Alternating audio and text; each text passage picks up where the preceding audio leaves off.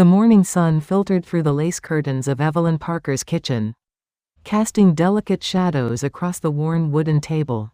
At 72, her hands showed the gentle tremor of age, but her eyes remained sharp, piercing blue orbs that had witnessed decades of joy, sorrow, and everything in between. Calling out the day's weather from his spot by the window. 1 year. It had been exactly 1 year since the funeral, since the last handful of earth fell onto the polished mahogany casket, since the last mourner had whispered their condolences and disappeared into their own lives. 1 year of silence, of solitary meals, of conversations with photographs. Evelyn set down her coffee cup with deliberate care, and glanced toward the pile of mail that had accumulated on the counter. Bills, mostly. A few pieces of junk mail advertising life insurance. The irony wasn't lost on her. And there, buried beneath a catalog for gardening supplies, something that made her breath catch. An envelope, yellowed with age, bearing her name in handwriting she would recognize anywhere. John's careful script, each letter formed with the precision of a man who had learned penmanship in an era when such things mattered. But that was impossible. John had been gone for a year. This letter looked decades old. With trembling fingers, she lifted the envelope. The paper felt fragile, as if it might crumble at her touch. There was no postmark, no return address, just her name, Evelyn Marie Parker, written in fading blue ink. She turned it over and found the wax seal still intact. Deep burgundy with the impression of a rose. John's favorite flower for her had always been roses. Perhaps stuck behind a drawer or forgotten in a book. But her heart, the part that still listened for his key in the lock, each evening, whispered something else entirely. She sat back down at the kitchen table, the letter clutched against her chest. Through the window, she could see Mrs. Henderson from next door tending to her prized tomato plants, blissfully unaware that Evelyn's world had just tilted on its axis. A squirrel chattered angrily at a blue jay in the oak tree. John had planted the year they'd bought the house. Was it really 47 years ago? With the careful reverence of someone handling a religious artifact, Evelyn broke the wax seal. The paper inside was cream-colored, expensive, the kind John had splurged on for special occasions. Her heart hammered against her ribs as she unfolded it. My dearest Evelyn, if you are reading this, then I am gone. And you have found what I hoped would remain hidden forever. I write this on our 25th wedding anniversary, watching you sleep beside me, knowing that someday you will need to understand the choices I made before I had the courage to make them right. There are things about my past, about our past, that I never found the words to tell you. Secrets that I buried so deep I sometimes convinced myself they weren't real. But they are real, my love. And they have shaped every day of our life together in ways you cannot imagine. The man you married was not the man I was born to be. The life we built together was not the life I was meant to live. But it became the life I chose, the life I treasured. The life that taught me what love really means. If you have the courage, and knowing you, my brave, beautiful wife, you will look for the blue journal in my workshop. Behind the toolbox, third board from the wall. You'll need to pry it up. What you find there will explain everything I was too afraid to explain. While I drew breath, I love you beyond words, beyond time, beyond death itself. Whatever you discover, please remember that every moment of joy we shared was real. Every laugh was genuine, every tear was honest. You are the best thing that ever happened to my complicated, imperfect life. Forever yours, John. P.S. Tell Michael I'm sorry. He'll understand when you show him what you find. And tell Anna that her grandfather's love for her was the purest thing in his flawed heart. Evelyn's hands shook so violently that the letter fluttered to the table. Like a dying butterfly, she stared at the words until they blurred through her tears, reading them again and again, as if repetition might make them make sense. 25 years ago. He had written this 25 years ago, and hidden it away, a time bomb of revelation waiting for her to discover. But why now? Why had it appeared today, of all days? Exactly 1 year after his death? She pushed back from the table and began to pace a habit from her teaching days, when a particularly challenging problem required physical movement to solve. Back and forth across the kitchen linoleum, her house shoes making soft whisking sounds that seemed to echo too loudly in the empty house. The blue journal. She knew exactly what he meant. John's workshop had been his sanctuary. The one place in the house where she rarely ventured. Even during their marriage, it had been understood that the cluttered garage space. The house felt impossibly quiet without John's familiar shuffle of morning slippers, without his gentle humming as he prepared his oatmeal, without his voice. Filled with half-finished projects and mysterious tools was his domain. She had cleaned it out after the funeral, donated most of his tools to the high school shop. Class kept a few sentimental pieces, but she had never looked behind the toolbox. Had never thought to pry up floorboards. The rational voice in her head grew stronger. This is madness. You're a grown woman, not some character in a mystery novel. Perhaps you should call Lily first, talk this through with someone sensible. But the letter in John's handwriting, with its promises of explanations and apologies, called to her like a siren song. After 48 years of marriage, had she really never known her husband at all? Chapter 2: Lily's Counsel. By the time Evelyn reached for the phone, her hands had steadied somewhat. Though her heart continued its erratic rhythm. She dialed a number she knew by heart, had known by heart for over 30 years. Lily Graham speaking. The voice on the other end was crisp, alert despite the early hour. Lily, it's Evelyn. Could you come over? I need. She paused, suddenly uncertain how to explain what had just happened. I need a friend. There was a brief silence, and Evelyn could picture Lily in her immaculate kitchen.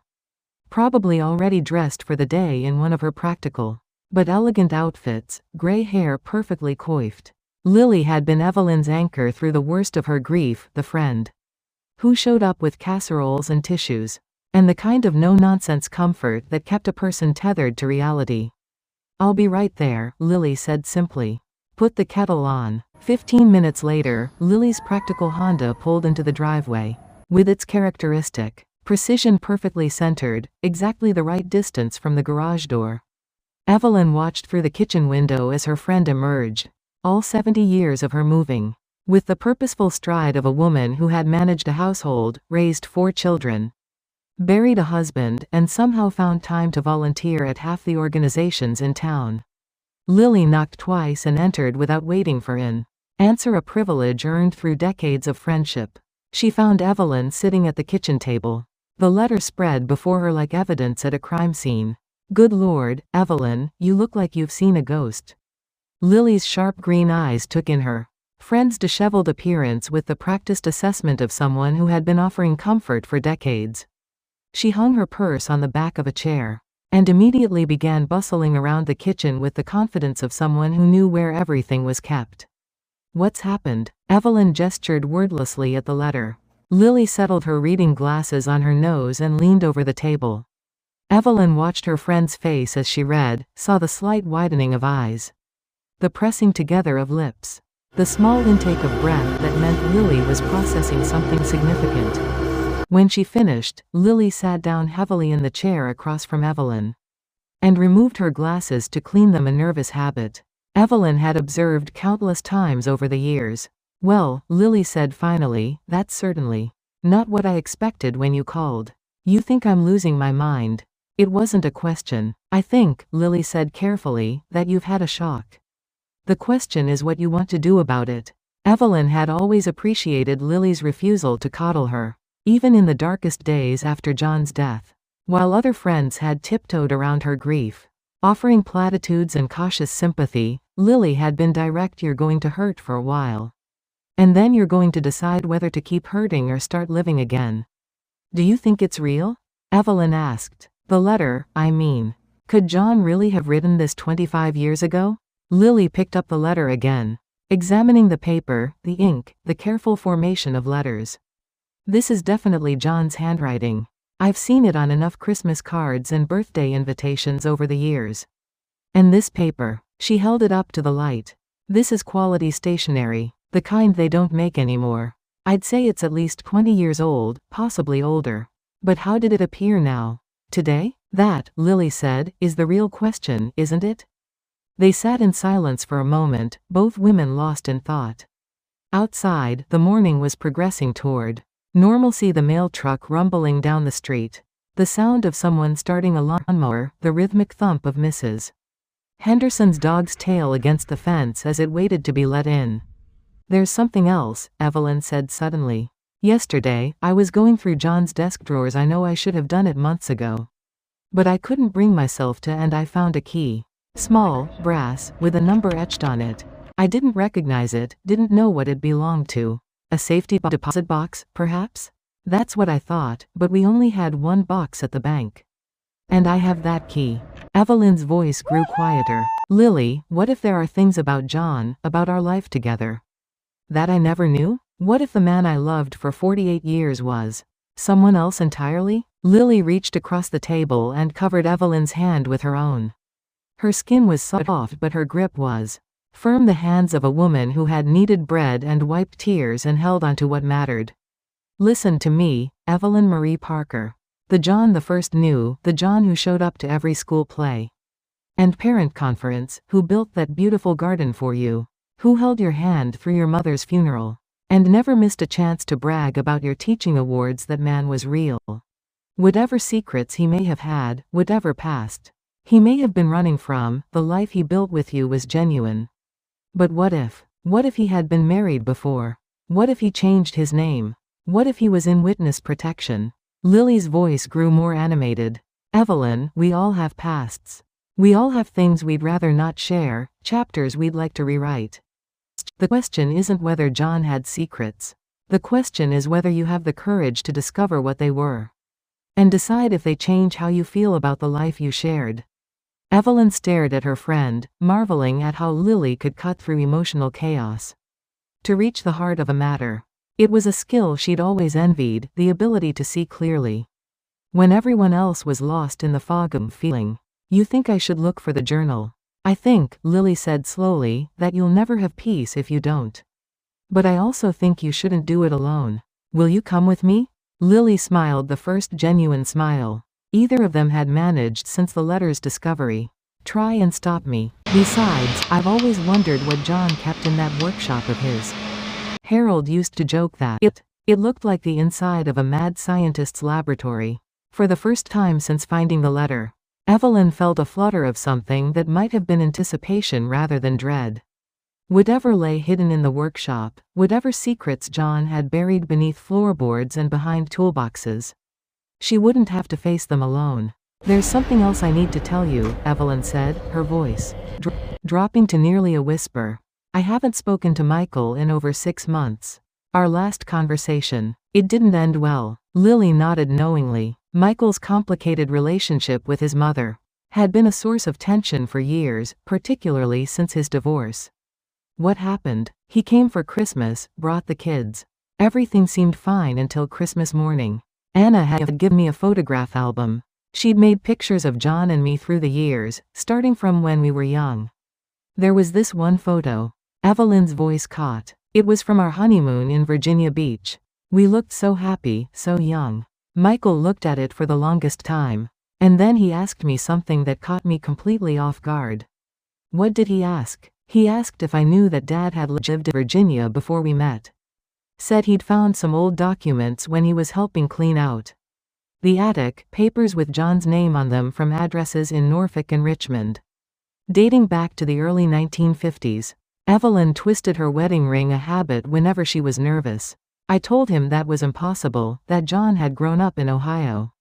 That we'd met when he moved here for work in 1958. But Michael kept pushing, kept asking questions I couldn't answer." "What kind of questions?" "About John's family. About why he never talked about his childhood. Why we never visited relatives, why there were no old friends from before he came to town." Evelyn's eyes filled with tears. "Michael accused me of living in denial. Said it was obvious John had been hiding something. We had a terrible fight. He stormed out with the kids, and I haven't heard from him since." Lily was quiet for a long moment, processing this information in the context of John's mysterious letter.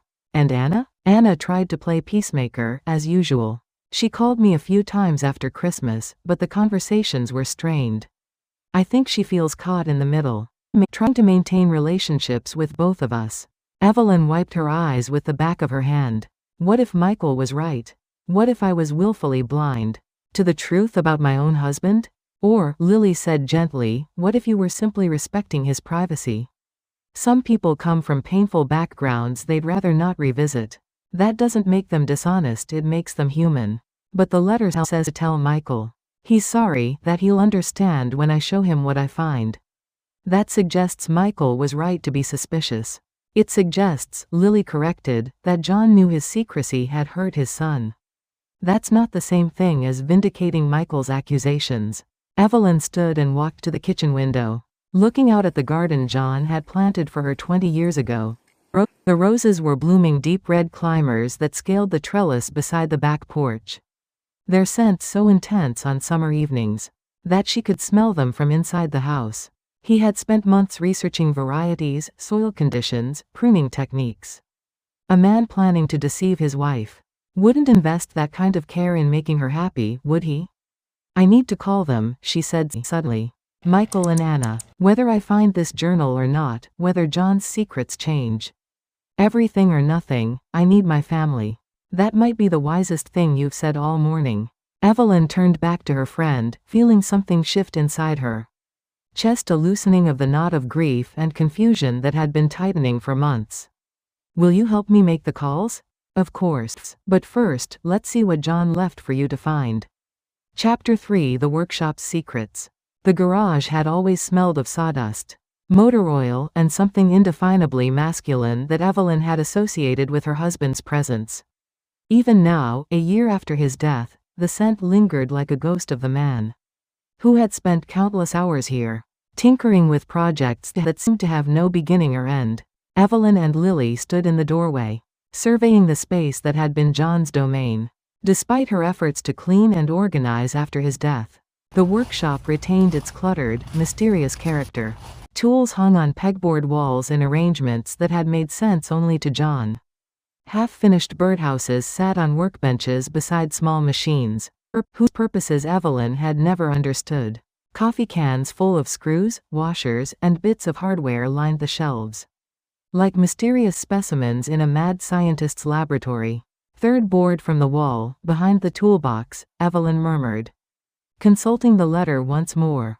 The toolbox in question was a massive red Craftsman unit that had been John's pride and joy, purchased in 1973 with his first promotion at the hardware store. It stood against the far wall, beneath a window that looked out over the backyard, where their grandchildren had played during happier times. This is heavier than I remember. Lily grunted as they worked together to slide the toolbox away from the wall.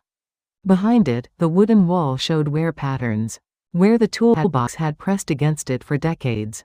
Evelyn counted off the boards from the left: 1, 2, 3. The third board looked identical to the other's slightly warped pine painted the same industrial gray as the rest of the wall. I don't see anything unusual, Lily said, running her hand along the board's surface. Evelyn knelt down and examined the bottom edge of the board more carefully. They're barely visible unless you knew to look for it, a thin gap where the board met the concrete foundation. She pressed against it experimentally, and the board gave slightly. It's loose, she said, her voice tight with anticipation and dread. Lily knelt beside her friend and together they worked their fingers under the edge of the board. It came away easier than expected, revealing a shallow space between wall studs. And there, wrapped in oiled cloth and tucked into the cavity, was something that made Evelyn's breath catch. A journal, just as John had promised. But not just any journal, a beautiful leather-bound book with gilt edges. The kind that suggested important thoughts were meant to be recorded within. Beside it, a manila envelope sealed with tape, and beneath that, a small wooden box that looked handmade. Evelyn's hands trembled as she reached for the journal. The leather was supple, well cared for despite its hiding place. On the front cover, embossed in fading gold letters, were the initials, J. D. M. John Daniel Parker, Lily said softly, reading over Evelyn's shoulder. John David, Evelyn corrected automatically. His middle name was David. They looked at each other with sudden understanding. If the journal belonged to someone named John Daniel, then it predated the John David that Evelyn had married. With infinite care, Evelyn opened the journal to the first page. The handwriting was John's, but younger somehow, less controlled. The ink was black instead of his later preference for blue. March 15, 1953, Norfolk, Virginia. I am writing this on what may be the last day of my old life. Tomorrow, I leave Norfolk and John Daniel Morrison behind forever. I should feel guilty about what I'm doing, about the people I'm hurting, the responsibilities I'm abandoning, but all I feel is relief. Eleanor will be better off without me. Our marriage was a mistake from the beginning. Two people trying to become what their families expected rather than what they truly were. She deserves someone who can love her the way she wants to be loved. And I am not that man. I never was. The baby. God help me, the baby is the hardest part. Little Catherine is only 6 months old. And she'll grow up thinking her father abandoned her. Maybe that's better than growing up knowing what kind of man her father really is. Maybe someday Eleanor will find a good man who will be the father Catherine deserves. I'm taking the insurance money from the fire and starting over. It's not theft, exactly, the fire wasn't my fault. And I earned that money through years of hard work at the shipyard. But I know Eleanor and her family will see it differently. They'll call me a thief, a deserter, a coward. They won't be wrong. Tomorrow I become John David Parker. The papers are all arranged, thanks to a man who asks no questions. As long as the price is right. John David Parker has no wife, no child, no complicated past. He's free to become whoever he wants to be. I pray that whoever he becomes is a better man than John Daniel Morrison ever was. Evelyn's vision blurred as the words sank in. Her John, her gentle, devoted husband, had been married before, had had a child, had abandoned them both and stolen money to start a new life. Evelyn. Lily's voice seemed to come from a great distance. Evelyn, sit down. You've gone white as a sheet. Strong hands guided her to an old wooden stool John had kept in the workshop. The concrete floor seemed to sway beneath her feet as the implications crashed over her in waves. Her marriage had been built on lies. Everything she thought she knew about the man she'd loved for nearly 50 years was false. He hadn't been the young, earnest hardware clerk who'd swept her off her feet with his shy smile and careful manners. He'd been a married man, a father, a thief. I'm going to be sick, she whispered. No, you're not. Lily's voice was firm, the same tone she'd used to manage 4 teenagers and a classroom full of 3rd graders. You're going to breathe, and you're going to remember that. This journal is 50 years old. Whatever John did when he was 23 doesn't erase 48 years of the man you knew. But it does, Evelyn said desperately. Don't you see? Our entire life together was based on a lie. He married me under a false name. He let me fall in love with someone who didn't even exist. Did he? Lily knelt in front of her friend, forcing eye contact. The man who held your hand through your father's cancer. Who learned to cook when you broke your wrist. Who cried at Anna's baptism. Was he pretending? Was his love for you just an elaborate act? I don't know, Evelyn whispered. How can I ever know now? Lily gestured toward the journal, still open in Evelyn's lap. Maybe the answers are in there. Maybe that's why he left it for you to find. With shaking hands, Evelyn turned the page. March 20, 1953, somewhere in West Virginia. I am learning that it's easier to change your name than it is to change who you are. For 5 days, I've been John David Parker. But I still wake up expecting to see Eleanor beside me. I still reach for the coffee cup with the chip on the handle that Catherine liked to grab. I still catch myself listening for the sound of her crying in the night. The money will last a few months if I'm careful. Long enough to find work, to establish myself somewhere. I'm thinking of heading north Pennsylvania, maybe Ohio. Places where no one knows John Daniel Morrison. Where John David Parker can build a life from scratch. I tell myself this is for the best. Eleanor is young, beautiful, smart. She'll find someone worthy of her. Catherine will have a father who won't disappoint her the way I disappointed Everyone who ever believed in me. They'll both be better off without the weight of my failures dragging them down. But late at night, when the loneliness presses against my chest like a physical weight, I wonder if I'm the biggest fool who ever lived. What if I'm wrong? What if the love I felt for them was real, and I'm throwing away the only good thing in my life because I'm too much of a coward to fight for it? It's too late now. The choice is made. John Daniel Morrison is dead and buried. All I can do is try to make sure John David Parker becomes a man worth the sacrifice. Evelyn felt Lily's hand on her shoulder, steadying her as she continued to read. Page after page revealed John's journey from Virginia to Ohio. His struggles to find work, his loneliness and regret. But gradually, the entries began to change. June 10, 1954, Columbus, Ohio. I have a job at Henderson Hardware. The owner, Mr. Henderson, is a decent man who believes in giving people second chances. I didn't tell him I needed one, but somehow he seemed to understand. He's teaching me about different kinds of wood, about tools I've never seen before. There's something peaceful about working with my hands, creating things instead of destroying them. I've found a small apartment above the bakery on Main Street. It's nothing fancy, but it's clean and quiet. The baker, Mrs. Kowalski, reminds me of my mother, always trying to feed people, always asking if I'm eating enough. She doesn't ask questions about where I came from or why I'm alone. Sometimes kindness is just accepting people as they are. I still think about Eleanor and Catherine every day. I wonder if Catherine is walking yet, if she's saying words. Eleanor always said she was going to be an early talker, bright like her mother.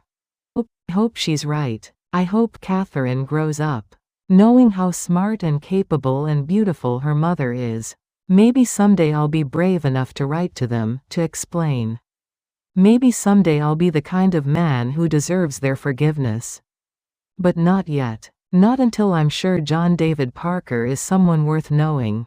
August 15, 1955. Mr. Henderson is retiring and selling the store. He offered to sell it to me. Says I have a good head for business and a way with customers. I never thought of myself as someone who could own something, be responsible for a whole business. But maybe that's exactly what I need. Maybe purpose is the missing piece. I've been saving every penny for over 2 years now. With what I have, plus a loan from the bank, I can make it work. Henderson Hardware will become Parker Hardware. John David Parker, business owner. It has a nice ring to it. I met a woman at the church social last week. Evelyn Marie Hartley. She teaches at the elementary school and has the most beautiful smile I've ever seen. When she talks about her students, her whole face lights up. She's kind and smart and funny. And she seems to see something in me that I'm not sure is really there. I want to ask her to the church picnic next weekend, but I'm terrified. What if she finds out who I really am? What if she discovers that the man she's talking to is built on lies? But what if she doesn't? What if John David Parker really could be the kind of man who deserves someone like her? I think I'm going to take the chance. Tears were streaming down Evelyn's face as she read her own name in John's careful script. She remembered that church social, remembered the shy hardware clerk who had approached her with such careful politeness. She had found his nervousness endearing, had been charmed by the way he listened to her stories about teaching, as if they were the most fascinating things he'd ever heard. Keep reading, Lily urged gently. September 30, 1955. I asked Evelyn to marry me tonight. We were sitting on her porch swing, watching the sunset, and I realized I couldn't imagine my life without her. She said yes, and I've never been so happy or so terrified in my life. I should tell her the truth. I know I should. She deserves to know who she's really marrying. But every time I try to find the words, I imagine the look in her eyes changing from love to disgust. I imagine her realizing that the man she fell in love with is a fraud. Maybe I'm a coward, but I can't bear the thought of losing her. Is it so wrong to want to be the man she believes I am? Is it so terrible to want to leave the past buried and build something real and good? I've written to Eleanor. I didn't sign the letter, but I enclosed money more than I can really afford. But enough to help with Catherine's needs. I included a photograph of myself, older and different than when I left. I told her that John Daniel Morrison was truly dead. That she should consider herself a widow and free to remarry. I told her I hoped she would find happiness. And that Catherine would grow up knowing she was loved. I don't know if she'll keep the money or burn it. I don't know if she'll show Catherine the photograph someday or destroy it. But at least I've tried to do something right. Tomorrow I start planning a wedding. Tomorrow John David Parker becomes the man he was meant to be. Evelyn closed the journal and sat in silence, overwhelmed by the complexity of emotions washing over her. Anger at the deception, yes. But also something else, a growing understanding of the young man who had been so desperate to escape his past. That he'd literally become someone else. "There's more," Lily said quietly, gesturing to the manila envelope and wooden box. Still sitting in the hiding place, Evelyn wasn't sure she could handle more revelations. But she knew she had to see this through. She opened the envelope first and found photographs, dozens of them, dating back to the 1950s. Pictures of a young John Daniel Morrison, with a pretty blonde woman who must have been Eleanor. Pictures of a baby who could only be Catherine. Pictures that showed a family that had seemed happy, at least on the surface. At the bottom of the envelope, she found a letter dated just 6 months before John's death. "My dearest Evelyn, if you are reading this, then you have found the journal. And learned the truth about my past. I can only imagine how betrayed you must feel, how angry. You have every right to hate me for the lies I've told, the life I've built on deception. But I need you to know that while John Daniel Morrison was a coward and a fool, John David Parker's love for you was the truest thing in his life. Every day of our marriage, I tried to be worthy of you. Every moment of happiness we shared was real. Every tear I cried at our children's births. Every laugh we shared over dinner, every time I held you in my arms, that was genuine. I know that doesn't excuse the lies. I know it doesn't make up for stealing your right to choose whether to love a man with my history. But please know that you made me a better person than I ever thought I could be. You saved me from the darkness I was drowning in, and you never even knew you were doing it." The wooden box contains letters, dozens of them, written to you over the years but never sent. Letters where I tried to explain, to confess, to find the words that would let me tell you the truth without losing you. Read them if you want to understand the man who loved you. Burn them if you prefer to remember John David Parker as he was. I have one last request, though I know I have no right to ask anything of you. Eleanor died 3 years ago, cancer. I found out through a private investigator I hired to check on Catherine periodically over the years. Catherine is 55 now, a teacher like you, living in Richmond, with a family of her own. She never knew her father, was raised by Eleanor's second husband, who adopted her and gave her his name, Catherine Hartwell. She has your maiden name, though she doesn't know the connection. If you can find it in your heart to forgive an old man's sins, I would like her to know that her birth father loved her, even from a distance. I would like her to know she has a half-brother and a sister-in-law and grandchildren who might welcome her into their lives. The choice is yours, as it always should have been.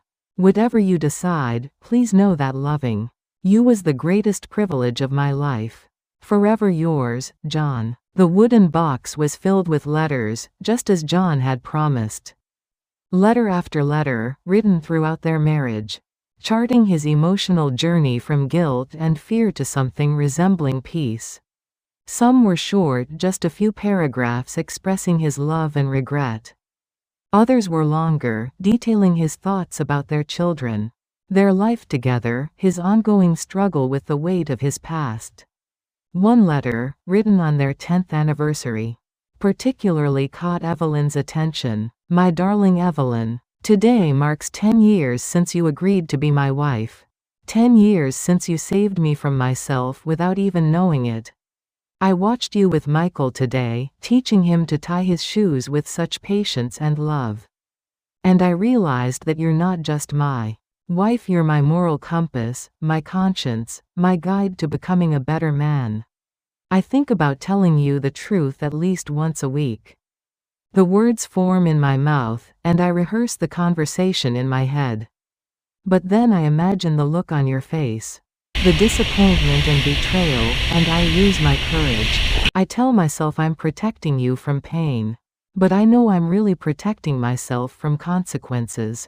Someday, when I'm gone and you can judge my life by its totality rather than its beginning, maybe you'll find it in your heart to forgive me.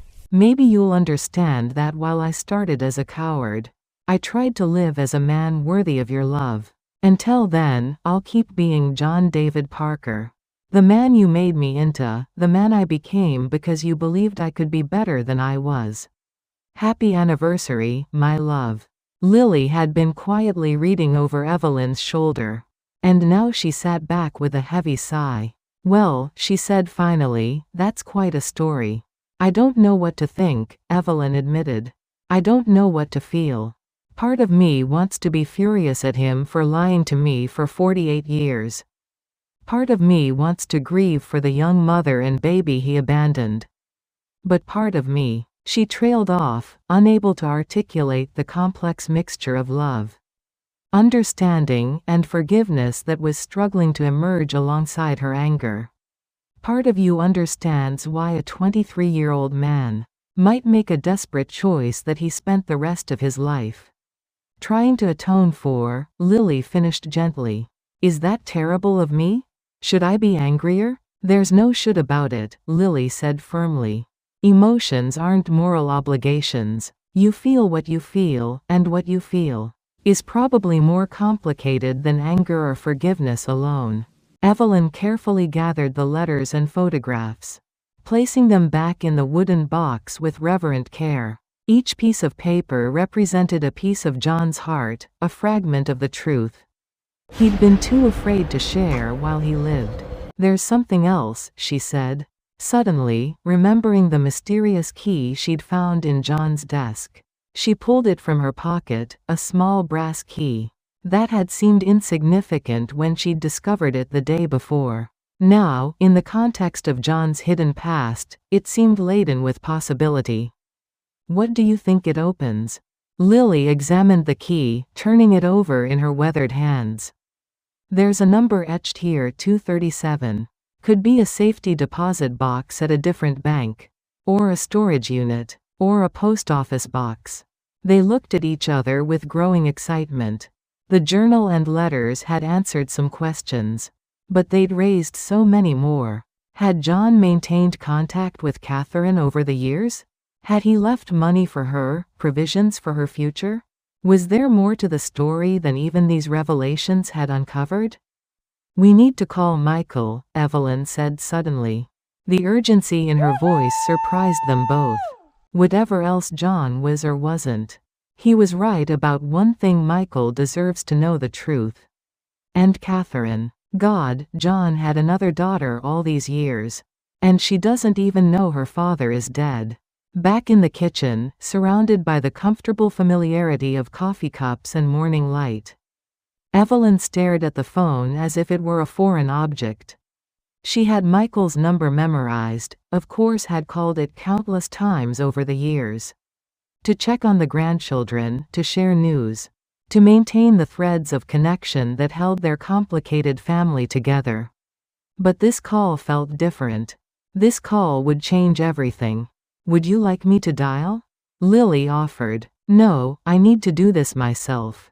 Evelyn picked up the receiver, her fingers hovering over the numbers. What if he's still angry? What if he doesn't want to hear from me? Then you'll deal with that when it happens. But Evelyn, that boy has been carrying anger about his father's secrecy for months. This might be exactly what he needs to understand. The phone rang 3 times before a familiar voice answered. Michael Parker. Michael, it's your mother. A pause. In the background, Evelyn could hear the sounds of an office phone's ringing, muffled conversations. The click of computer keyboards. Michael was probably at his real estate firm, surrounded by the busy efficiency that had made him successful, but seemed to leave little room for family complications. Mom. His voice was cautious, professionally neutral. Is everything okay? I need to talk to you about your father. About the questions you asked at Christmas. Another pause, longer this time. Mom, I don't want to fight again. If you're calling to tell me I was wrong to. You weren't wrong. The words came out in a rush, before Evelyn could lose her nerve. Michael, you weren't wrong. Your father did have secrets, was hiding things about his past. I found evidence. A lot of evidence. The silence on the other end of the line stretched so long that Evelyn wondered if the call had been disconnected. What kind of evidence? Michael's voice was different, now tighter, more focused. Letters. A journal. Documents that go back to before we met. Evelyn twisted the phone cord around her finger. A nervous habit from decades of phone calls with difficult news. Michael, your father was married before me. He had a daughter. There's so much I didn't know, so much he never told me. Jesus Christ. She heard the sound of a chair creaking, imagined Michael sinking into his office chair as the implications hit him. Mom, are you okay? How did you find out? It's a long story. Can you come over? Tonight, maybe? I think we need to talk face to face. I'll leave work early. I can be there by 4. And Michael? Call Anna. She should be part of this conversation too. Anna's in town, actually. She came home from college yesterday for a long weekend. I could bring her with me. Relief flooded through Evelyn like warm honey. Both of her children, here, today. Whatever John's revelations meant for their family's future, they would face them together. That would be perfect. And Michael? Yeah, Mom? I love you. Whatever your father did or didn't do. Whatever mistakes any of us have made, I love you. When Michael spoke again, his voice was softer. More like the little boy who used to call her from his first apartment when he was homesick. I love you too, Mom. I'll see you in a few hours. After she hung up, Evelyn sat in the kitchen chair, feeling drained but oddly hopeful. The hardest part was over. The secret was out. The truth was emerging, and her family was coming together to face it. That went well, Lily observed. Better than I expected. But now comes the really hard part. What's that? Figuring out what to do about Catherine. Chapter 5. The Afternoon of Revelations. By the time Michael's car pulled into the driveway at 4:15, Evelyn had arranged John's letters and photographs on the dining room table. Like pieces of evidence in a trial. She had also made 3 phone calls to banks in town, trying to find out what the mysterious key might unlock. The 3rd call had been successful. There was indeed a safety deposit box, registered to John David Parker at First National Bank. A box that Evelyn had never known existed. She watched from the window as Michael got out of his car, followed by Anna. Her granddaughter had grown up so much in just the few months since Christmas, or maybe it was just that Evelyn was seeing her with new eyes. Eyes that now knew how families could be shaped by secrets across generations. Anna was 20 now, a junior at the state university, studying education like her grandmother.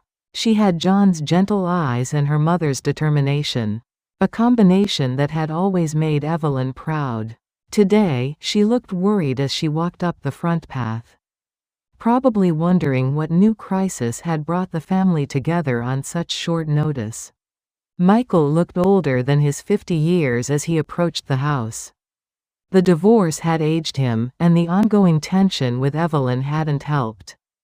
But there was something in his posture today, a set to his shoulders, that suggested he was preparing himself for whatever revelation awaited him. Evelyn met them at the front door, embracing Anna first and then, after a moment's hesitation, Michael. He hugged her back stiffly at first, then with growing warmth. "Hi, Grandma," Anna said, studying Evelyn's face with the careful attention of someone who'd been raised to notice when adults were struggling. "Dad said you found something about Grandpa? Come in, both of you. Lily's here too, I hope that's okay. I needed a friend with me for this." They gathered in the dining room, where Lily had prepared tea and arranged the documents in chronological order. Michael's eyes went immediately to the journal, open to the first page. "May I?" he asked, gesturing toward it. Evelyn nodded, and watched her son's face as he read John's initial confession. She saw surprise give way to shock, then to something that might have been vindication. "John Daniel Morrison," he said quietly. So his real name was Morrison, not Parker. His birth name, Evelyn corrected. "By the time I met him, he had legally become John David Parker. He wasn't lying about his name when we married." Anna leaned over her father's shoulder, reading along. Her face went pale as she absorbed the implications. "Grandpa was married before? He had another daughter?" "Yes, sweetheart. A daughter named Catherine who would be your aunt. She's 55 now, living in Richmond, Virginia. She's a teacher, like me." Michael continued reading, his expression growing more complex with each page. Anna pulled up a chair beside him, and together they worked their way through the journal, while Evelyn and Lily sat in silence, letting them process at their own pace. When they reached the letter John had written specifically for Evelyn, the one explaining his request about Catherine, Michael looked up with tears in his eyes. "Mom, I owe you an apology. At Christmas, I accused you of being willfully blind to Dad's secrets. But reading this, he went to extraordinary lengths to keep you from finding out. This wasn't about you being naive. This was about him being terrified of losing you. You had every right to be suspicious," Evelyn said. "Your instincts were correct. There were things about your father's past that didn't add up. I was the one who chose not to look too closely. Because you trusted him," Anna said firmly. "Because you loved him and you believed in the man he showed you every day. That's not naive, Grandma. That's what love is supposed to look like." Evelyn felt a rush of gratitude for her granddaughter's understanding. At 20, Anna seemed to grasp something that had taken Evelyn 72 years to learn, that love wasn't about knowing every detail of someone's past, but about believing in their capacity for goodness in the present. "There's more," Evelyn said, showing them the key. "Your father had a safety deposit box I never knew about. I called the bank. We can access it tomorrow if you want to come with me." Michael turned the key over in his hands, studying the number etched into the brass. "What do you think we'll find?" "I don't know. More letters, maybe. Financial provisions for Catherine. Or answers to questions we haven't even thought to ask yet." They spent the next hour going through the photographs, with Evelyn sharing what little she knew about Eleanor and baby Catherine. The pictures painted a portrait of a young family that had seemed happy on the surface. But Michael pointed out subtle signs of strain. The way Eleanor's smiles seemed forced in later photos. The way John Daniel looked increasingly uncomfortable as the months progressed. "He was just a kid," Anna said suddenly, holding a photograph of John at 23. "Look how young he was. Younger than I am now. I can't imagine being married and having a baby, and trying to figure out who I'm supposed to be. That doesn't excuse what he did," Michael said, but his tone was thoughtful rather than condemnatory. "Abandoning a wife and child, taking money that wasn't rightfully his, those were serious choices with serious consequences. But it does explain them," Evelyn said. "And it explains why he spent the rest of his life trying to make up for them." "Do you think he ever tried to contact Catherine directly?" Anna asked. I don't know. Maybe we'll find out tomorrow when we open the safety deposit box. As the afternoon wore on, the conversation shifted from the details of John's past to the implications for their present. What did these revelations mean for how they remembered him? How they understood their family history? What they owed to Catherine, the half-sister and aunt they'd never known existed. I think we should try to contact her, Anna said finally. Catherine, I mean, she has a right to know that her birth father died, that he thought about her all these years. And we have a right to know our family. Michael was more cautious. We don't know anything about her life, her circumstances. What if she doesn't want to hear from us? What if learning about John's other family causes her pain? What if not knowing causes her more pain? Anna countered. What if she's spent her whole life wondering about her biological father? Whether he loved her, what happened to him? Evelyn found herself caught between her son's protective caution and her granddaughter's generous optimism. Both perspectives had merit, and the decision felt overwhelming in its potential consequences. Maybe, she said slowly, we should learn more before we decide. See what's in the safety deposit box. Try to find out more about Catherine's life. Make sure we approach this thoughtfully rather than impulsively. That makes sense, Michael agreed. And maybe we should talk to a lawyer. Make sure we understand any legal implications. Legal implications? Anna looked confused. If Dad left money for Catherine, if there are inheritance issues. If she has any claim on his estate, Michael explained. I'm not saying we wouldn't want to share, I'm just saying we should understand what we're dealing with. As the sun began to set, painting the dining room in shades of gold and amber, the family sat surrounded by the detritus of John's secret life letters and photographs and documents that had rewritten their understanding of themselves. But instead of feeling fractured by these revelations, Evelyn realized they felt more unified than they had in months. I should probably head home, Lily said, beginning to gather her purse and sweater. You all have a lot to process. Thank you, Evelyn said, embracing her friend. For everything. For being here, for helping me find the courage to look. That's what friends are for.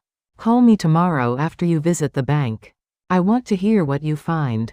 After Lily left, Michael and Anna stayed for dinner, a simple meal of soup and sandwiches that felt more significant than its ingredients suggested. They were rebuilding something, Evelyn realized. Not just their understanding of John, but their connections to each other. Mom, Michael said as he prepared to leave, I'm sorry about Christmas. About the things I said. You were frustrated, and you had good reason to be. I should have taken your concerns more seriously instead of dismissing them. You were protecting Dad's memory. And your own. That's understandable. Anna hugged Evelyn tightly before getting in her father's car. I love you, Grandma. And I love Grandpa too, even more now that I know how complicated he was. Maybe especially because I know how complicated he was. After they left, Evelyn stood in her quiet kitchen, washing the dinner dishes and thinking about the day's revelations. The John she had discovered in the journal and letters was more complex than the man she'd married. But he wasn't a stranger. She could see the seeds of the husband she'd known in the tortured young man who had written those early entries, the capacity for love, the desire to be better, the deep regret over his failures. Maybe that was what 48 years of marriage really meant, not that you knew everything about someone, but that you loved them enough to keep discovering new facets of who they were, even after they were gone. The next morning dawned gray and drizzly. The kind of weather that matched Evelyn's mixture of anticipation and apprehension. She had slept poorly, waking several times to find herself thinking about Catherine Hartwell, the daughter John had left behind, the woman who was now a stranger but somehow family. Michael and Anna arrived at 9:30, both looking as tired as Evelyn felt. The weight of the previous Day's revelations seemed to hang over all of them like a heavy blanket. "Ready for this?" Michael asked as they stood outside First National Bank. "As ready as I'll ever be," Evelyn replied, clutching the small brass key in her palm. The bank manager, Mrs. Chen, was a friendly woman in her 40s, who had handled Evelyn's banking needs for years. She expressed appropriate condolences about John's death. Apparently, he had visited this branch regularly, though Evelyn had never known about it. Mr. Parker was very specific about the terms of access to this box, Mrs. Chen explained as she led them down to the vault. Only he could access it during his lifetime. But he left clear instructions that upon his death, the contents should be made available to his wife and children. The safety deposit box was larger than Evelyn had expected, one of the biggest sizes the bank offered. Mrs. Chen used her key along with John's key to open it, then discreetly withdrew to give the family privacy. Inside the metal box was a treasure trove of documents, photographs, and personal items that told the rest of John's story. There were bank statements showing that he had been sending money to Catherine regularly for over 30 years. Not huge amounts, but consistent support that had helped pay for her education, her wedding, the down payment on her first house. There were copies of report cards, graduation programs, newspaper clippings about her teaching awards. He knew everything about her, Anna whispered, holding a program from Catherine's college graduation. He kept track of her whole life. At the bottom of the box, Evelyn found a manila folder labeled, "For Catherine," in John's careful handwriting. Inside was a letter addressed to Catherine Hartwell, along with a cashier's check for $50,000 and a smaller envelope marked, "Family Photos." He was planning to contact her, Michael said, examining the letter. "This is dated just 2 months before he died." Evelyn opened the letter with trembling hands. "Dear Catherine, you don't know me, but I am your biological father, John Daniel Morrison. By the time you read this, I will be gone, and perhaps that's for the best. I was too much of a coward to contact you while I lived, too afraid of disrupting the life you've built, too ashamed of the man I was when I left you and your mother. I know that nothing I can say will excuse what I did. I abandoned you when you were 6 months old, left your mother to raise you alone, stole money that could have provided for your future. I was 23 and terrified, and convinced that everyone would be better off without me. I was wrong, but by the time I realized how wrong, it seemed too late to make amends. I want you to know that not a day has passed in the last 50 years that I haven't thought about you. I've followed your life from a distance, your achievements in school, your career as a teacher, your marriage to David, the birth of your children Emma and James. I'm so proud of the woman you've become, proud of the life you've built. Despite my failures as a father, the enclosed check represents money I've been setting aside for you over the years, along with compound interest. I know it cannot make up for 50 years of absence, but I hope it can provide some security for you and your family. Use it however you see fit: your children's education, your retirement, a family vacation. It comes with no strings attached except my love. I married again after leaving Virginia, a wonderful woman named Evelyn who never knew about my past. We had 2 children, Michael and Sarah, and 3 grandchildren. They are good people who would welcome you into their lives, if you choose to contact them. You have a half-brother who owns a successful real estate company, a half-sister who's a nurse, and grandchildren who would be delighted to learn they have an aunt. If you decide you want nothing to do with my family or my memory, I understand completely. You owe me nothing. But if you ever want to know more about your birth father's life, if you ever want to understand the choices I made, my wife Evelyn can tell you about the man I became, if not the man I was. I love you, Catherine. I always have, even from a distance. I'm sorry it took my death to find the courage to tell you so. Your father, John. P.S. The photos in the smaller envelope show your half-siblings and their families. Michael lives in town, about an hour from Richmond. If you ever want to meet them, I believe they would be honored to know you." By the time Evelyn finished reading, all three of them were crying. The letter painted a picture of a man who had spent 5 decades loving a daughter from afar, trying to make up for his early failures through quiet support and careful attention. "We have to contact her," Anna said firmly. "We have to give her this letter and let her decide what she wants to do." Michael nodded, any remaining hesitation apparently dissolved by the evidence of John's lifelong devotion to Catherine. "You're right. She deserves to know. And we deserve the chance to know her." Evelyn carefully placed all the documents back in their original folders. "I'll write to her first. Explain who I am, that John has died, that we've discovered her existence. I'll include his letter. And let her know we'd welcome contact if she's interested." "What's her address?" Anna asked. Michael was examining one of the bank statements. "According to this, she lives at 1247 Maple Street in Richmond. There's a phone number here too. A phone call might be too sudden, too shocking," Evelyn said. "A letter gives her time to process, to decide how she wants to respond." They left the bank with copies of everything in the safety deposit box. The original letter and check carefully tucked into Evelyn's purse. The drive home passed in contemplative silence, each of them lost in thoughts about Catherine and what her response might be.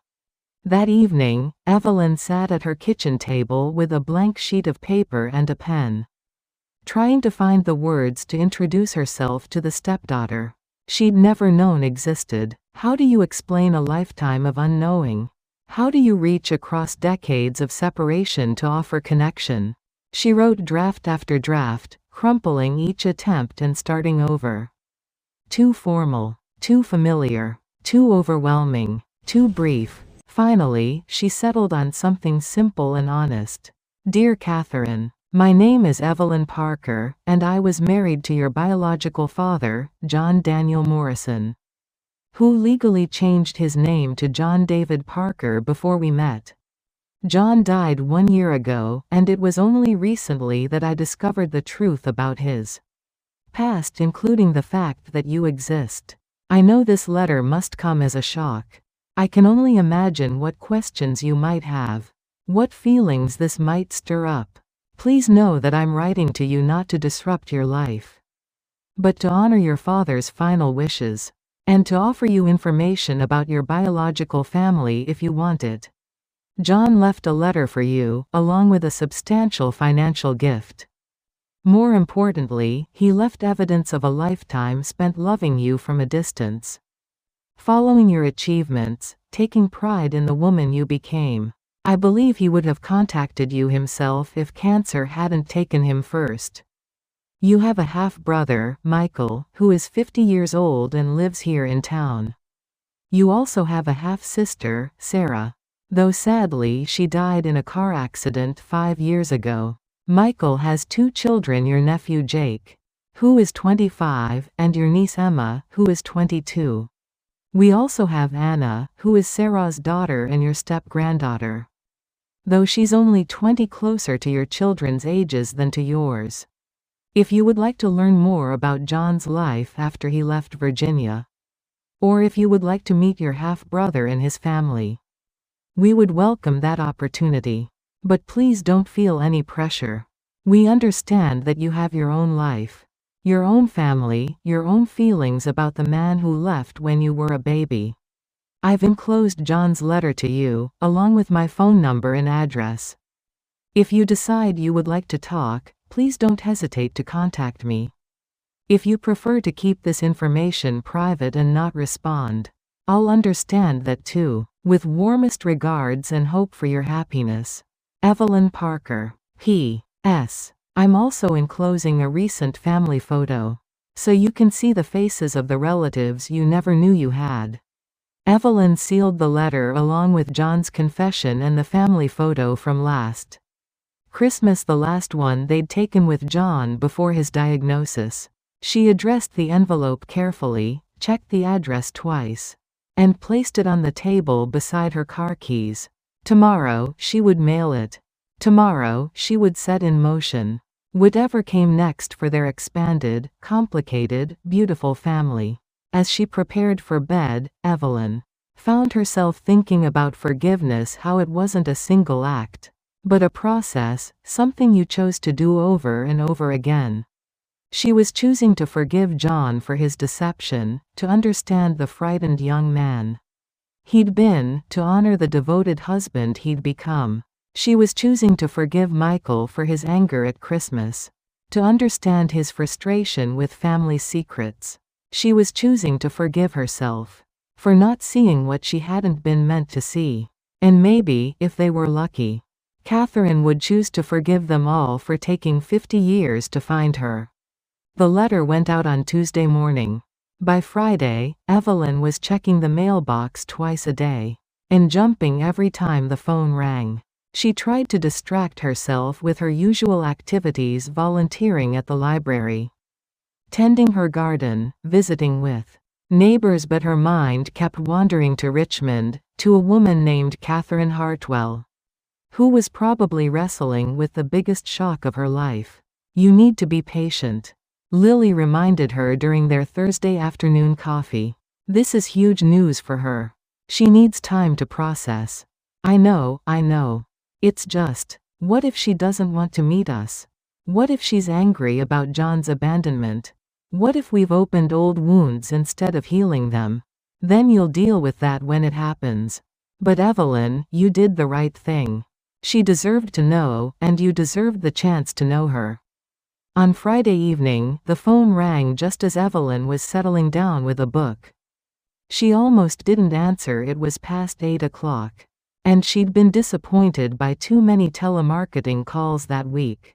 "Hello? Mrs. Parker? This is Catherine Hartwell." Evelyn's heart stopped, then began beating so fast she felt dizzy. Catherine's voice was warm, cultured, with just a hint of Virginia accent. She sounded like an educated woman, someone comfortable with difficult conversations. "Catherine, oh my goodness, thank you for calling. I wasn't sure. I hoped you would, but I wasn't sure. I got your letter on Wednesday. I've been reading it over and over, along with my father's letter. Mrs. Parker, I have to tell you, this has been the most overwhelming week of my life. I can only imagine. I'm so sorry if this has caused you pain." It hasn't caused pain, exactly. It's caused upheaval, confusion, and strangely, relief. Catherine paused, and Evelyn could hear the sound of papers rustling. "Mrs. Parker, I've spent my entire life wondering about my biological father. My mother remarried when I was 3, and my stepfather adopted me. He was a wonderful man. A real father to me in every way that mattered. But I always wondered about the man who left, whether he ever thought about me. Whether he regretted his choice. He regretted it every day," Evelyn said softly. "The journal he kept, the letters he wrote, they're filled with love for you and regret about leaving. I know. I can see that now. And Mrs. Parker, there's something else. Something that makes your letter even more remarkable." Catherine took a deep breath. 3 years ago, when my mother was dying, she told me she'd been contacted by a private investigator asking about me. Someone had been checking on my welfare, sending anonymous gifts to help with my education and my children's needs. She never told me because she thought it might upset me. But she kept all the documentation. Evelyn felt tears pricking her eyes. "John hired the investigator. He'd been following your life, making sure you were okay. I know that now. After I got your letter, I went through my mother's papers and found everything. Bank records showing deposits that helped pay for my college tuition, anonymous donations to my children's schools, even a scholarship fund that helped my daughter Emma get through nursing school. A scholarship I thought was just lucky coincidence. He loved you so much, Catherine." He just didn't know how to show it directly. And now I understand why he never made contact. He was protecting the family he'd built with you. He didn't want to hurt you or confuse your children with the complications of his past. They talked for over an hour, sharing stories about John, about their families, about the strange convergence of events that had finally brought them together. Catherine told Evelyn about her life, her 30-year career teaching high school English, her marriage to David, her children Emma and James, who were now adults with families of their own. Mrs. Parker, Catherine said finally, I would very much like to meet you. And my half-brother. And the rest of the family. If they're willing. They're more than willing. Anna especially, she's been hoping you'd want to meet us. I have vacation time saved up. I could drive up next weekend if that would work. That would be perfect. You're welcome to stay here, I have plenty of room. Thank you. I can't quite believe this is happening. After 55 years of wondering, I'm finally going to meet my father's family. After they hung up, Evelyn immediately called Michael and Anna to share the news. Within minutes, her quiet kitchen was buzzing with plans where Catherine would sleep, what meals they'd prepare, whether they should invite other family members or keep the first meeting small. I can't wait to meet her, Anna said, her voice bright with excitement. A new aunt. And she has adult children, more cousins. Easy, sweetheart, Michael laughed. Let's see how the first meeting goes before we plan a family reunion. But Evelyn could hear the anticipation in his voice too. After months of tension and grief, their family was about to expand in the most unexpected way. John's final gift to them wasn't just the truth about his past, it was the possibility of a future enriched by connections they'd never known existed. The week leading up to Catherine's visit passed in a blur of preparation and nervous energy. Evelyn found herself cleaning the house with an intensity she hadn't felt since Michael and Sarah were teenagers. Bringing dates home for the first time. She changed the sheets in the guest room twice, rearranged the living room furniture 3 times, and made enough food to feed an army. You're going to exhaust yourself, Lily observed, finding Evelyn on her hands and knees scrubbing the kitchen floor on Thursday morning. I want everything to be perfect. This is Catherine's first impression of her father's second family. I want her to feel welcome, to see that we're good people who would have loved her if we'd known about her. Evelyn, she's a 55-year-old woman who's managed to build a successful life despite being abandoned as a baby. I think she can handle a little dust on the baseboards. But Evelyn couldn't help herself. This felt like the most important weekend of her life, a chance to right old wrongs, to heal wounds that had been festering for over 5 decades. She wanted to honor John's memory by doing this perfectly.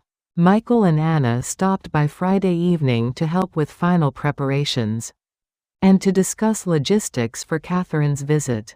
They had decided to keep the first meeting small, just the 4 of them, but Anna had prepared a photo album showing Catherine pictures of the extended family she might eventually want to meet. What if she doesn't like us? Anna asked suddenly, voicing the fear they'd all been dancing around. Then we'll respect that, Michael said firmly. But Anna, she's choosing to come here. She's driving 3 hours to meet strangers based on nothing but a letter. That suggests she wants this to work as much as we do. What do we call her? Evelyn wondered aloud. Catherine feels too formal, but we don't know her well enough for nicknames. We'll follow her lead, Michael said. Let her tell us what she's comfortable with.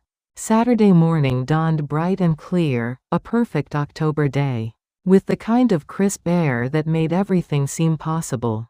Catherine was due to arrive at 11, and by 10:30 Evelyn was pacing between the kitchen and the living room, adjusting the same throw pillow for the dozenth time.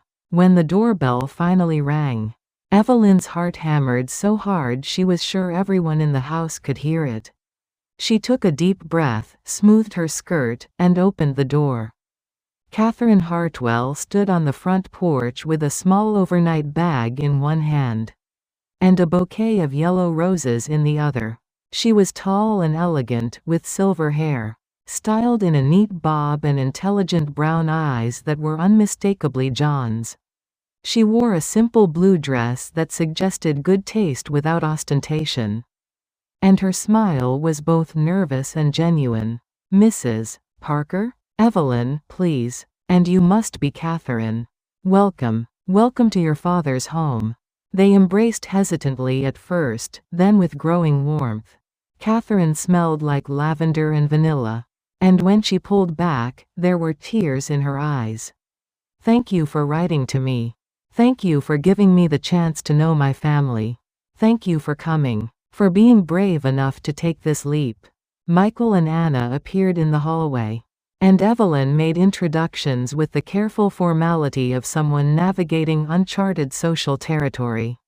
But the awkwardness lasted only moments. Catherine was gracious and warm, Anna was irrepressibly enthusiastic, and Michael's natural businessman's charm made conversation flow easily. Over lunch, they shared stories and photographs, building bridges across decades of separation. Catherine told them about her childhood with her stepfather, her career as an English teacher, her pride in her children's accomplishments. She showed them pictures of Emma, now a nurse with 2 young children, and James, a software engineer who had recently gotten engaged.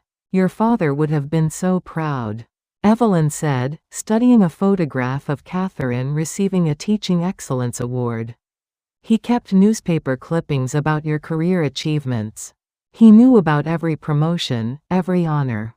"It's strange," Catherine said thoughtfully, "to think that someone was watching over me all those years, even from a distance. Growing up, I sometimes felt like I had a guardian angel. Unexpected opportunities would present themselves. Financial help would appear just when we needed it most. Now I know it wasn't an angel. It was a father who loved me enough to let me go, but not enough to forget me." Anna leaned forward, her eyes bright with curiosity. "What was it like, growing up not knowing your birth father?" Catherine smiled at her young niece's directness. "Complicated. My stepfather was wonderful, patient, loving, everything a father should be. He never made me feel like his love was conditional, or that I was anything less than his daughter. But there was always this space in my heart, I suppose. This question mark where most people have certainty about their origins. Did you ever try to find him?" Michael asked. "Once, when I was in my 20s. I hired a private investigator, but he couldn't find any trace of John Daniel Morrison after 1953. It was like he'd vanished from the earth." Catherine paused, seeming to realize the implications. "Which, of course, he had. He'd become John David Parker. And you gave up looking?" "I focused on the family I had instead of the one I'd lost. My stepfather had legally adopted me, given me his name, his love, his guidance. I decided that was enough." Catherine's expression grew thoughtful. "Though I have to admit, your father's letter answers questions I've carried my whole life. Knowing that he thought about me, that he regretted leaving, that he followed my life from a distance. It changes how I feel about being abandoned." "How so?" Evelyn asked gently. "It wasn't abandonment, exactly. It was sacrifice. He left because he thought I'd be better off without him. Not because he didn't love me. That's actually harder to process than simple abandonment would have been." They spent the afternoon in John's workshop, where Catherine examined the hiding place where he'd kept his secrets. She held the journal with reverent care, reading passages aloud and marveling at the emotional journey documented in its pages. "He was so young when he made that first terrible choice," she said, touching the early entries. "Barely older than my James is now. I can't imagine having to make decisions that would affect so many lives. When you're just 23 and terrified. Do you forgive him?" Anna asked suddenly. Catherine was quiet for a long moment. staring out the workshop window at the garden John had planted for Evelyn. I think I've been forgiving him my whole life without realizing it. Every time I chose to believe my mother, when she said he must have had his reasons. Every time I chose hope over bitterness. Every time I decided to trust that love exists. Even when people make terrible mistakes. That evening, they sat in the living room, sharing family stories and looking through photo albums. Catherine marveled at pictures of Michael and Sarah as children, at holiday celebrations and family vacations that documented a life built on the foundation of John's redemption. He was a good father to you, she observed, studying a picture of John teaching young Michael to ride a bicycle. You can see it in his face, the joy, the pride, the total absorption in the moment. He was, Michael confirmed. Whatever mistakes he made before I was born, he spent my childhood making up for them. He was patient, involved, supportive. I never doubted that he loved me. And he talked about you, Evelyn added softly.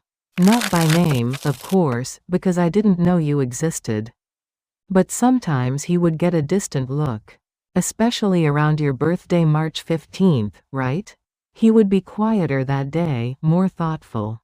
I used to think he was just having one of his melancholy spells. Now I understand he was thinking about the daughter he'd left behind. Catherine's eyes filled with tears. March 15th. He remembered my birthday. He never forgot it, Anna said firmly. Grandma, remember how he always insisted on having chocolate cake on March 15th? You used to tease him about it. Because it wasn't anyone's birthday that you knew of. The realization hit them all at the same time. John had been celebrating Catherine's birthday every year. Quietly honoring the daughter he couldn't acknowledge. It was such a John thing to do, so perfectly characteristic of the man who had spent decades trying to balance his love for two families with his inability to bring them together. Sunday morning arrived too quickly. Catherine's bags were packed and waiting by the front door. But none of them seemed ready for her to leave. Over breakfast, they made tentative plans for future visits. Catherine would return for Thanksgiving. And perhaps Michael and Anna could visit Richmond to meet Catherine's children. I have something for you, Catherine said as they lingered over coffee. She reached into her purse and pulled out a small wrapped package. I brought this thinking I might give it to you. But I wasn't sure until now that it would be appropriate. Evelyn unwrapped the package to find a delicate silver locket. Clearly an antique. Inside was a tiny photograph of a baby Catherine at 6 months old.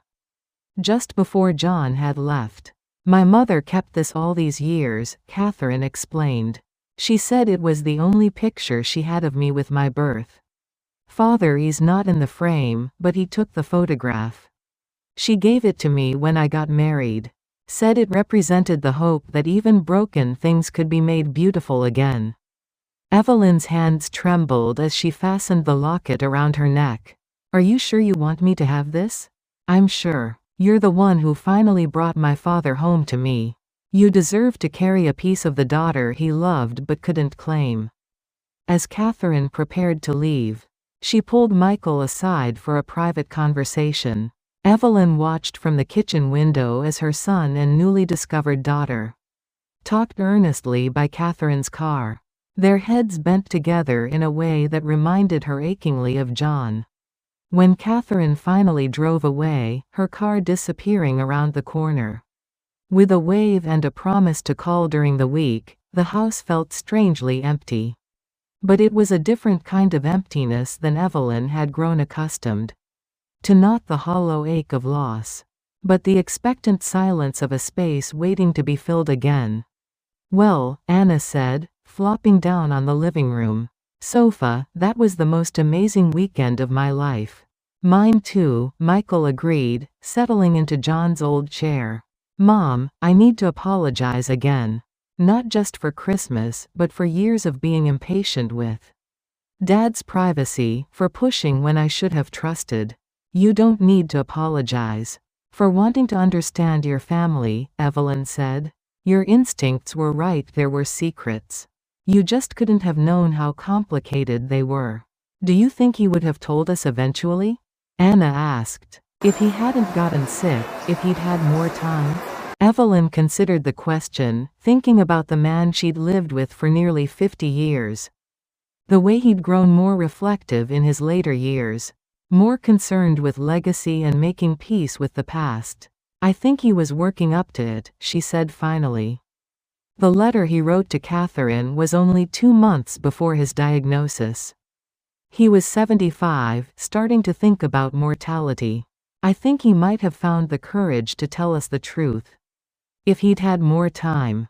And if he had? Michael asked. I hope I would have been understanding. I hope I would have seen it the way I see it.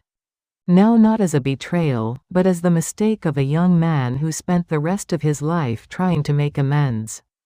They sat in comfortable silence for a while, each lost in their own thoughts about the weekend's revelations and what they meant for the future. Finally, Anna spoke up. I want to write Catherine's children, Emma and James. I want them to know they have cousins, that there's this whole other branch of the family they never knew about. That's a beautiful idea, Evelyn said. But maybe give Catherine a chance to tell them about us first. Let her control how much of this story she wants to share and when. Do you think they'll want to meet us? I think, Michael said thoughtfully, that most people are hungry for connection, for family, for belonging.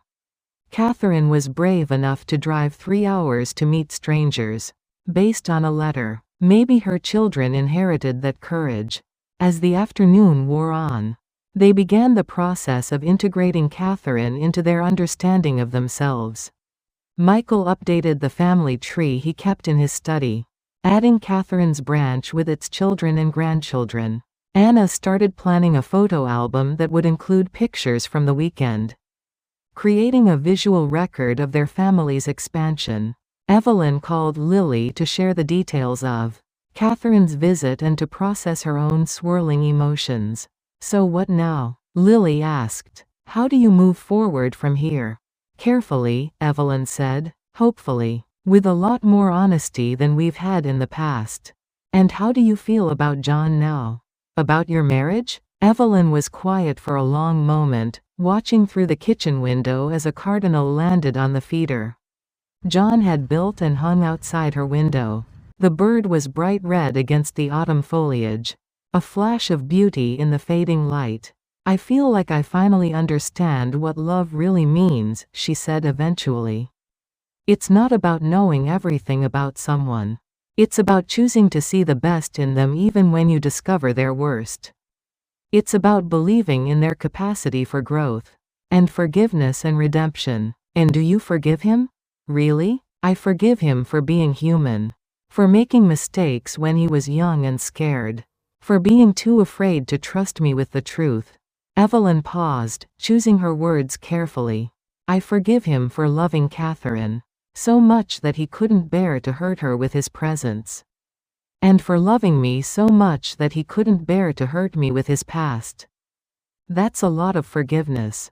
It's a lifetime's worth. But that's what marriage is, isn't it? A long conversation about forgiveness, about choosing love over hurt.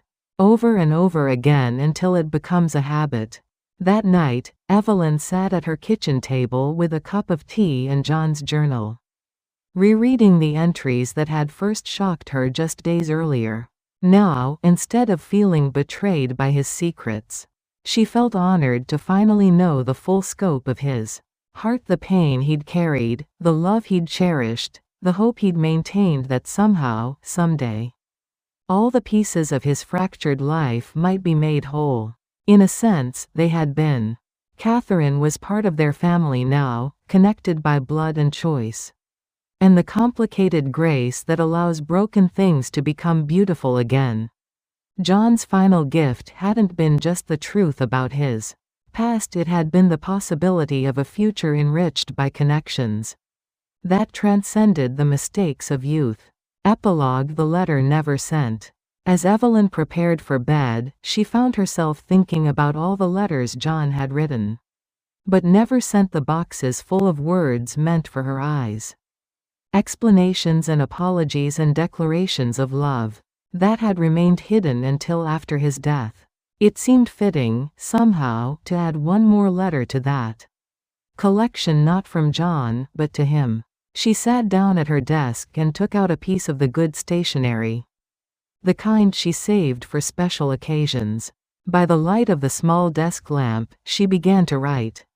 My dearest John, today I met your daughter Catherine, and through her, I finally met the young man you were before you became the man I married. I want you to know that I understand now why you made the choices you did, and more importantly, I understand why you spent the rest of your life trying to make up for them. Catherine is remarkable, intelligent, gracious, forgiving in ways that humble me. She has your eyes and your gentle spirit, and watching her with Michael and Anna, I could see how much our family has been enriched by finally knowing her. You would be so proud of the woman she became, the life she built. Despite the difficult circumstances of her childhood, I'm not going to lie and say I'm not hurt by the deception. 48 years is a long time to keep such a significant secret. But I understand now that you weren't deceiving me to hurt me, you were protecting me from pain. You thought I couldn't handle. You were wrong about that, my love. I could have handled the truth. I could have loved you through it, just as I love you through it now. What you couldn't have known is how much our children needed this truth. Michael has been carrying anger about your secretiveness for months, feeling like there were walls between you that he couldn't understand. Now he knows that the walls weren't about him, they were about a past you were too ashamed to share. Anna has been searching for a deeper understanding of family, of what it means to belong to something larger than yourself. Through Catherine, she's found it. In me, I've found a deeper understanding of what our marriage really meant. Not a union built on perfect knowledge and complete honesty, but a partnership built on forgiveness and faith, and the daily choice to see the best in each other. You became a better man because you loved me, and I became a better woman because I loved you. That's the real truth of our life together. I miss you, John. I miss your morning coffee ritual and your terrible jokes, and the way you hummed while you worked in your garden. But I don't miss you with the desperate, overwhelming grief I felt a year ago. Now I miss you with gratitude for the love we shared, for the family we built, for the lessons you taught me about the power of redemption. Catherine will be back for Thanksgiving, and we're planning to meet her children at Christmas. Our family is growing in ways we never could have imagined. Your final gift to us wasn't just the truth about your past, it was the possibility of a future enriched by connections we never knew existed. Thank you for loving me enough to marry me. Thank you for loving Catherine enough to let her go. Thank you for loving all of us enough to leave us the truth, even when you couldn't find the courage to share it while you lived. I'll love you forever, Evelyn. P.S. I'm keeping the roses. Every bloom reminds me that beautiful things can grow from the most unlikely ground.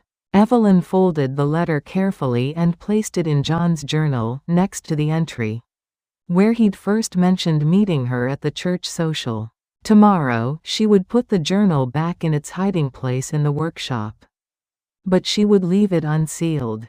Someday, perhaps, Catherine's children or Anna's future children would want to understand the full story of their family, the mistakes and the redemption, the secrets and the revelations, the long journey from fracture to wholeness.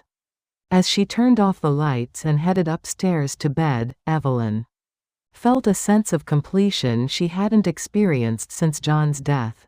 Not because all the questions had been answered or all the problems solved, but because she finally understood that some stories don't end, they just grow larger, encompassing more people, more love, more possibility than anyone could have imagined at the beginning. Through her bedroom window, she could see the roses climbing the trellis by the back porch, their blooms ghostly white in the moonlight. Tomorrow, the autumn would deepen toward winter, and the roses would go dormant. But come spring, they would bloom again stronger, more beautiful. Nourished by roots that ran deeper than anyone could see. Just like her family. Just like love itself. End of episode 1. What secrets will the family uncover next? How will Michael process his father's complicated legacy? And what will happen when Catherine's children learn about their newfound relatives? Don't miss episode 2, Unfinished Business, coming soon. Subscribe to our channel and ring the notification bell to follow the Parker family's journey of discovery, forgiveness, and hope. Share this episode with someone who believes in the power of family, redemption, and second chances. What did you think of episode 1? Let us know in the comments below. We love hearing from our viewers.